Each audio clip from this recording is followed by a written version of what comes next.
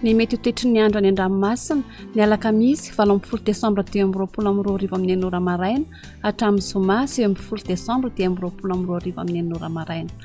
Tsy misy mifampitandremana manokana mahakasika ny any an-dranomasina.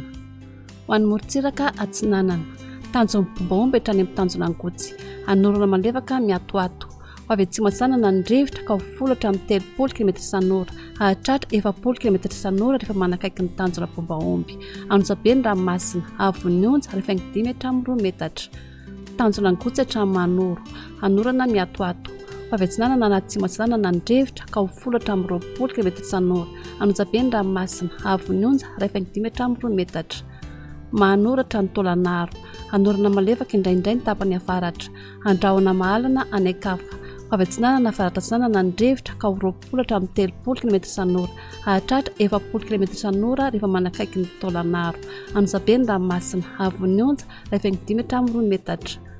tolanaro hatrany amin'ny tanjona vohimena ipalika ny masoandro ho avy atsinanana somary avaratra atsinanana ny rivotra ka ho 30 hatramin'ny 40 km isan'ora hahatratra 10 km isan'ora rehefa manalavitra ny morontsiraka anonjabe na herin'ny ranomasina avon'ny onja hatramin'ny 25 metatra. Ho an'ny morontsiraka andrefana tanjona vohimena hatrany amin'ny tanjona kapo andrahona amin'ny tsitokotoko mety arahana hoana tanjondrefondrahona ny alina ivova mitsoka ny rivotra ka ho folatra amin'ny 30 km isan'ora itoetra ho avy atsimo atsinanana amin'ny farany feptaona ka ho 20 hatramin'ny 30 km isan'ora adiny mpanonja nanonjabe ny ranomasina avon'ny onja anodidina 2 metatra hahatratra rehefa 5 hatramin'ny 2 metatra any amin'ny tapany atsimo tanjona kapotra any amin'ny tanjona velanandro